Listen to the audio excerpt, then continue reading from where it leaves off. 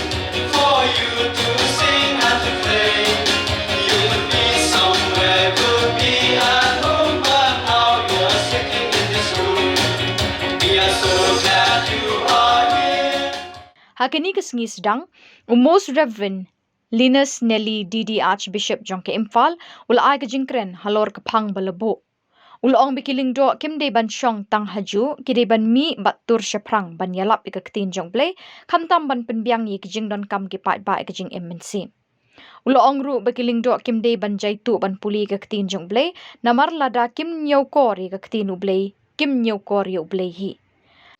The spirituality of the diocesan priest is to make effective the presence of God and the nearness of the church to the people of God. The diocesan priest lives in the midst of the people.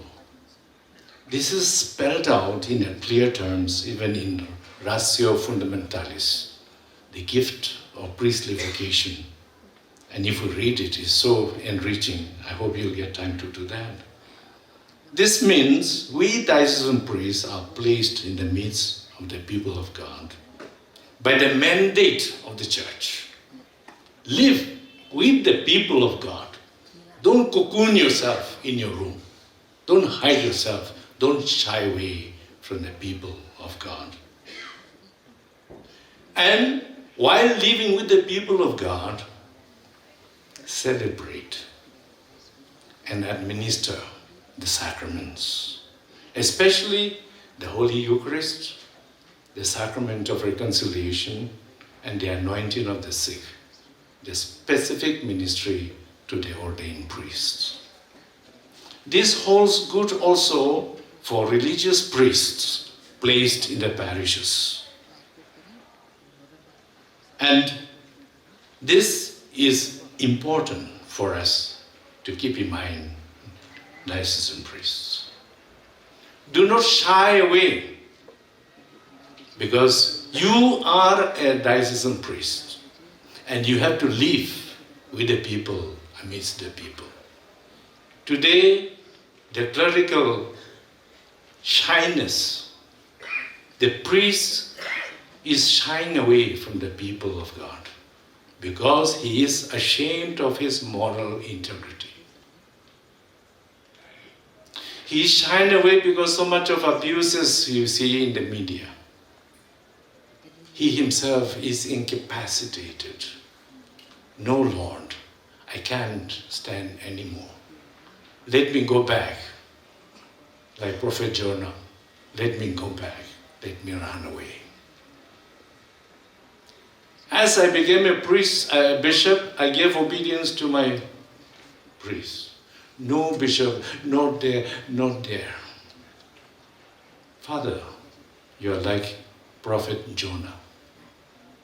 It is not what you think you should be and where you should be. It is a mission. Think of that. Think of that possibility. Think of that capacity and think of not of your inability or ability, but go as a mission. Prophet Jonah went because he knew God sent him to Nineveh as a mission, not for himself as his choice, but he worked miracles. We are the diocesan priests. We have to live with the people and to live for the people, to make effective the presence of God and the nearness of the church. One thing is so clear, that if we shy away and not live with the people of God, there were no more diocesan priests. The charisms of obedience and the promise of celibacy is not going to score any points for our spirituality. And how to score our spirituality? I'll tell one or two practical points. Holy Father told, go to the peripheries and get the smell of the sheep. And sometimes we are not able to celebrate the Holy Mass. Many of us are, WhatsApp, Facebook, the whole night and cannot get up. And when you get up, it is time for, by the time that is the time. Many of our priests in our dioceses, at least in my diocese, a few significant priests not send Mass regularly to the convents, let alone the villages. Fathers, let us remind ourselves, when a congregation, especially of women congregation, comes to a diocese, the diocese has made a pact, an agreement, to exchange, to receive the charism and express the charism, and we, the diocese, we have promised to give spiritual needs to them. Especially women religious, without Eucharist, They cannot go, they cannot do, they cannot. It is the oxygen of their life and the spirituality. And if we have failed to celebrate the Holy Mass and provide the spiritual needs of the sisters in the villages, we have failed our contract with the congregation.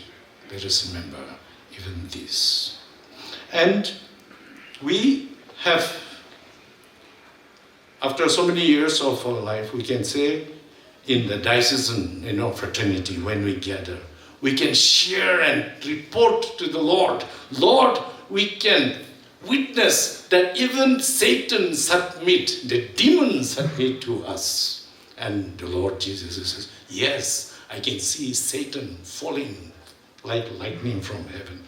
Luke chapter 10, 18.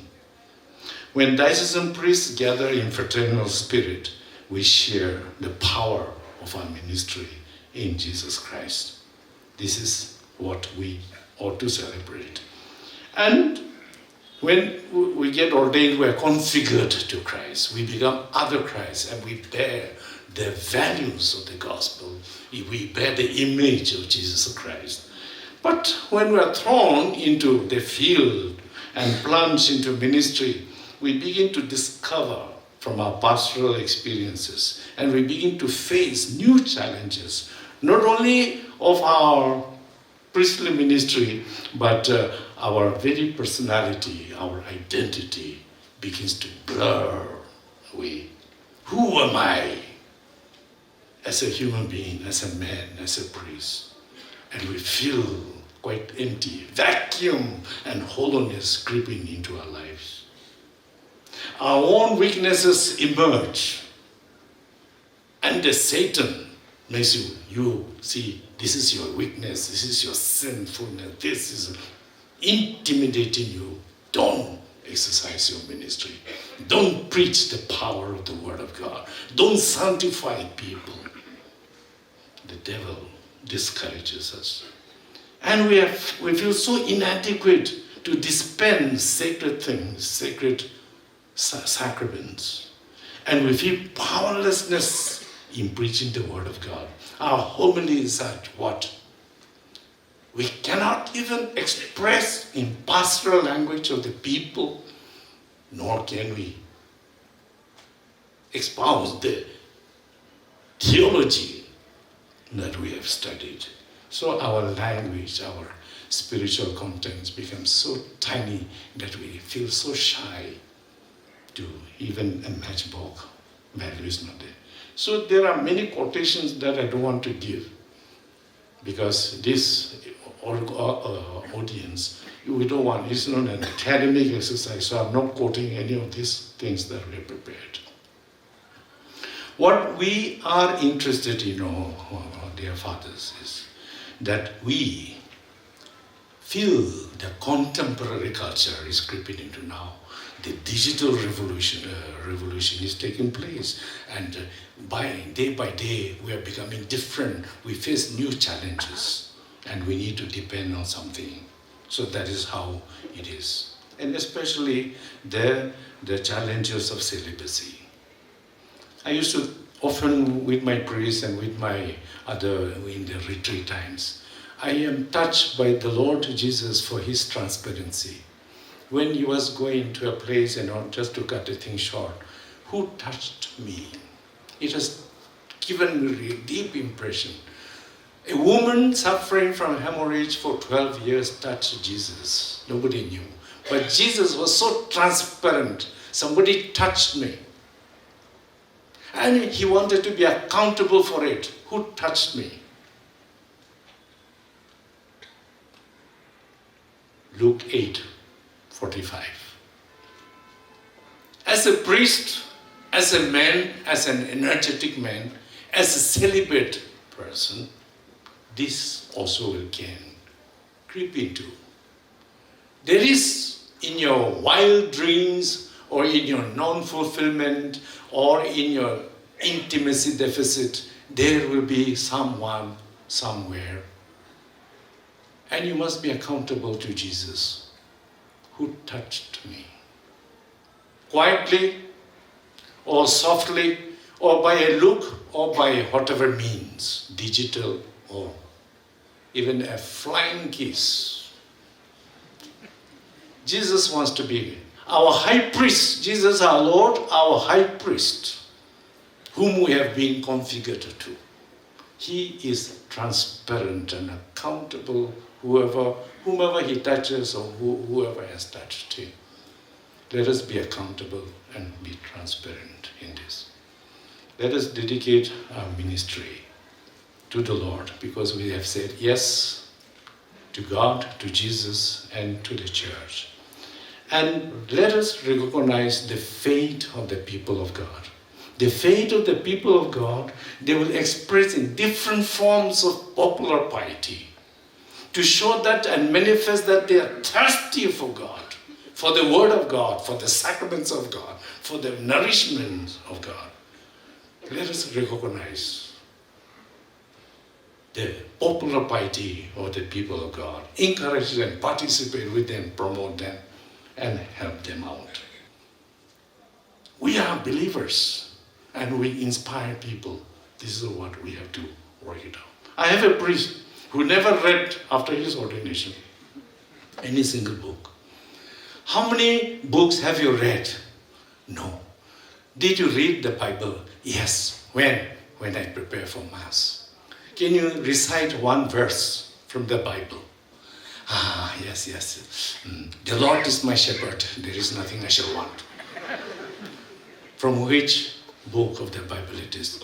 It is Psalm 21, verse 1. Stupid father. This is from Psalm 23. So any more verses you know? No, Bishop. Then next time when you come to meet me, please learn by heart at least 5 verses and recite it to me. He came after 1 month and I called him, please let us do our homework. Not today, Bishop. Not today, Bishop. I insisted that you do it. Not today, Bishop. Till today, he has not come. I am ashamed to tell that I have a priest of this sort. I am ashamed to tell that I am not soaked in the Holy Scripture. We should be soaked in the Holy Scripture. There are preachers, charismatic preachers, and they are soaked in the Holy Scripture, the Word of God. And we, bishops here, and priests, and all, I hope, all good Catholics are here. We are not soaked in the Holy Scripture.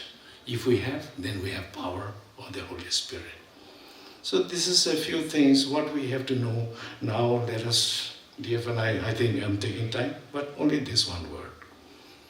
This is the last one. Matthew chapter 14, verse 28.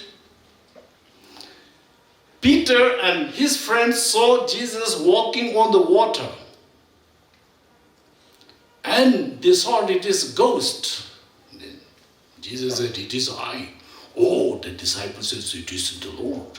Then Peter, Lord, in that case, tell me to walk in the water. Come. He walked. But the storm came. He was sinking. Save me, Lord. Fathers, this is what I said. The Lord, Peter knew how to swim, but he did not know how to walk upright. We are called as priests, ordained and anointed, consecrated, to walk on the grounds of our ministry. We can swim as principals and as as officers and administrators, but as priests, we have to walk upright. Lapin chong shit ru igni gajing yalang de gajing shat gajing rwai na ki kynhun bapher.